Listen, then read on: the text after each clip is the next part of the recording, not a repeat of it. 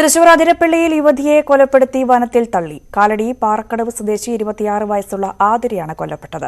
സംഭവത്തിൽ സുഹൃത്തായ അഖിൽ കാലടി പോലീസിന്റെ പിടിയിലായി. സാമ്പത്തിക തർക്കമാണ് കൊലപാതകത്തിന് കാരണം. അതിരപ്പള്ളി തുമ്പൂർ മൊഴിക്ക് സമീപം വനത്തിൽ ഇന്നലെ അർദ്ധരാത്രിയാണ് യുവതിയുടെ മൃതദേഹം കണ്ടെത്തിയത്. സംഭവത്തിൽ ആതിരയുടെ സുഹൃത്ത് അഖിലിനെ കാലടി പോലീസ് അറസ്റ്റ് ചെയ്തു. ആതിരയെ കഴിഞ്ഞ 29 മുതൽ കാണാനില്ലായിരുന്നു. തുടർന്ന് അന്വേഷണം നടത്തിയ പോലീസിന് അഖിലും ആതിരയും ഒന്നിച്ച് കാറിൽ കയറിപ്പോകുന്നത് കണ്ടതായി വിവരം ലഭിച്ചു. ഇതിന്റെ അടിസ്ഥാനത്തിൽ അഖിലിനെ കസ്റ്റഡിയിലെടുത്ത് ചോദ്യം ചെയ്തപ്പോഴാണ് കൊലപാതകത്തിന്റെ ചുരുളഴിഞ്ഞത്. ഇരുവരും തമ്മിൽ സാമ്പത്തിക തർക്കം നിലനിന്നിരുന്നതായി പോലീസ് പറഞ്ഞു.